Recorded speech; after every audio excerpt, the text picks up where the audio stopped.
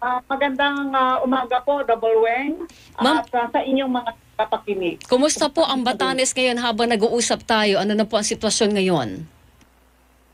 Ngayon po, humina na po yung hangin at mahina na rin yung ulan.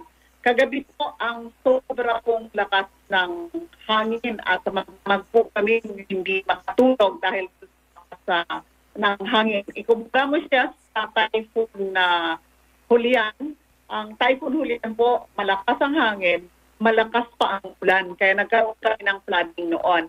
Ngayon po, malakas yung hangin, pero konti lang po yung dala niyang ulan po. Kaya wala akong reported na flooding sa ibang munisipyo.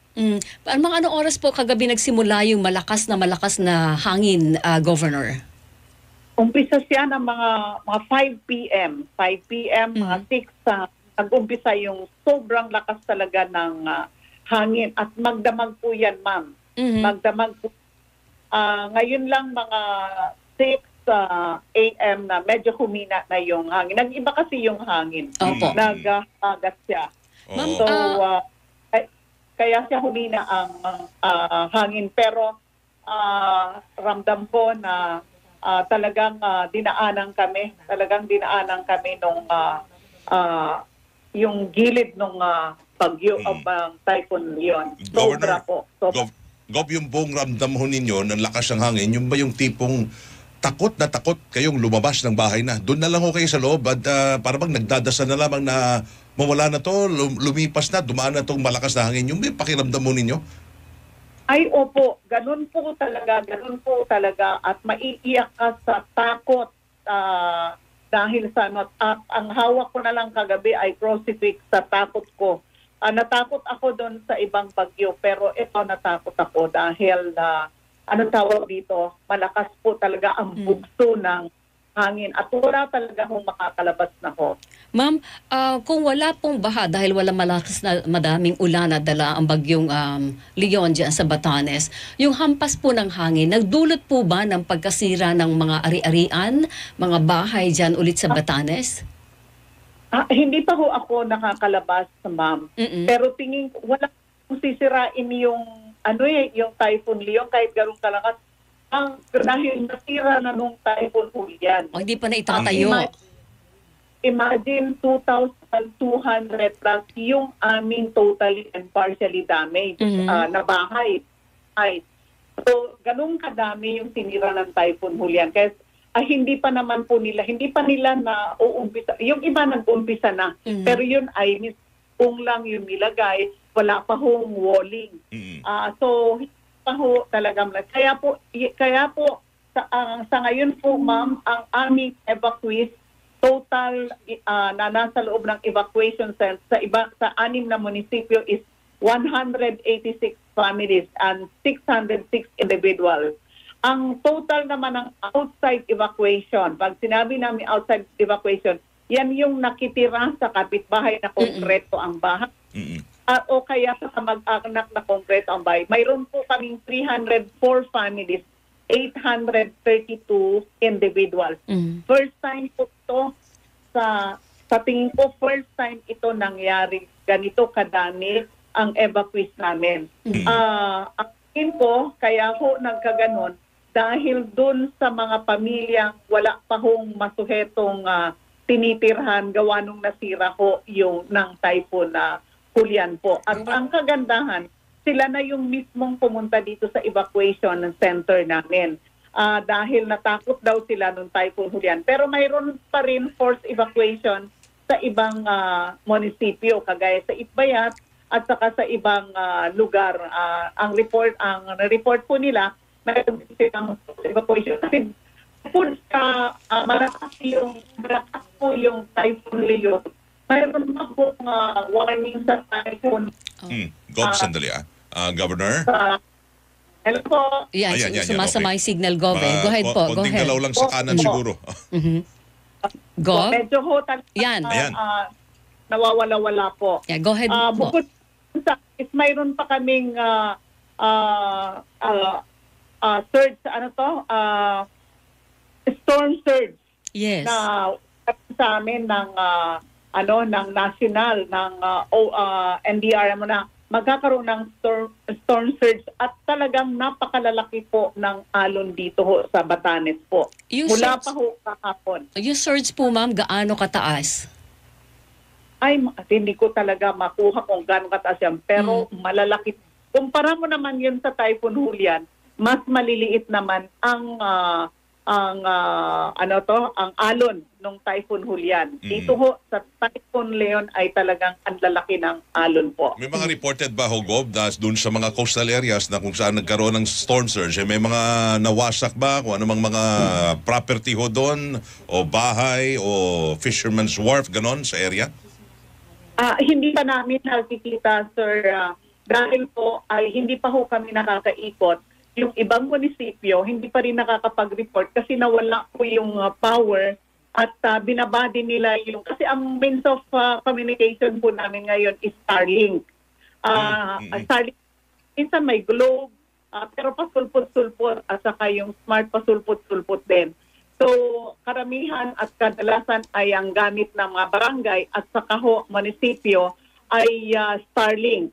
Pero sa lakas kagabi ng hangin, ibinaba po siguro nila yon. Kaya ho, wala ho silang situational report. Pero ngayon pong umaga ay at pag humina, iikot po kami sa mga munisipyo para tingnan namin kung may landslide. Tingnan namin kung ano yung sitwasyon, kung mayroon na. Pero sa ngayon, panahon na to, sinicheck ko kung mayroon casualty. Sa ngayon po ay wala pa hong reported na casualty. At sana ho...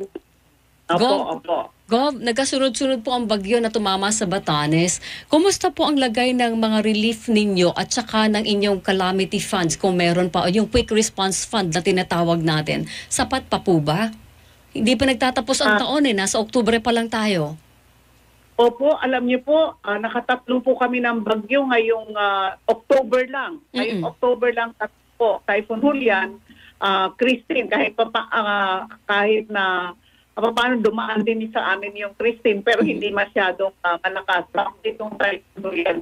Ang pagkain namin dito is, kaya sinasabi ko, nakapagdala dito yung Philippine Navy ng NSC Rice. Nakapag-distribute kami ng 10 kits per kami.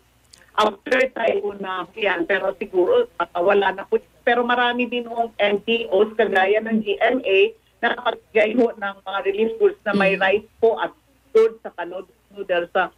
Kung sa relief, ay mayroon pa silang kanal. Pero pagdating sa family food pack, naubos po yung 7,000 na preposition ho ng DSWD dito sa dahil na ipamigay, 2 beses po kami nakapamigay sa lahat ng pamilya dito ng family food pack after Typhoon Julian. So naubusan po kami, pero mayroon naman po kaming request sa SWD na 14,000 family food pack.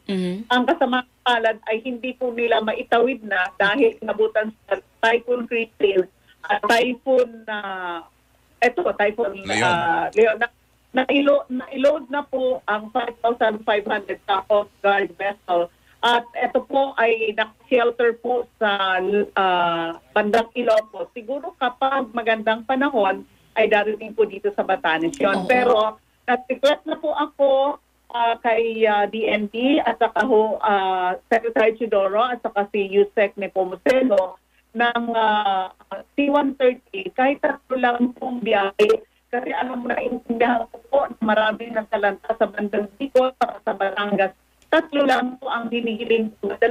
Makadala lang sila dito ng tubig at saka po family food pack. Yun lang po. Kahuli pa yung tubig, bahala na. Titingnan namin kung paano kami mag-ano ng tubig dito. Ang hiling ko lang is madala dito yung family food pack. Yung pondo po ninyo, meron pa o nangangailangan na kayo ng ayuda din galing po sa national government? Ano po? Ano po yun? Ang inyo pong pondo para sa quick response po ninyo sa ganitong panahon. Yung pondo namin is, ang quick response namin is 10 million lang mahigit. Ang kagandahan po, napakabilis po ng tulong ng national sa amin doon sa Typhoon Julian. Yes. Nakapagbigay ng cash assistance sa bawat pamilya na 10,000 po. Tapos nakapagdala dito ng family food pack, kaya hindi ho kami na namili ng marami pang mga food items na kuhanin yung pondo sa quick response namin. So mayroon pa ho kami, pero siyempre saan ba yan, yung 10 million, kukonti lang po yun. So tapos mayroon pong binigay sa amin si President Marcos na 25 million. Ito po ay magbibigay ho ako sa bawat pamilya ng 25 kilos na commercial rice at saka ho cash na yung sobra doon sa pinambili namin ng bigas ay ibibigay ko sa mga bawat pamilya ang cash na yon.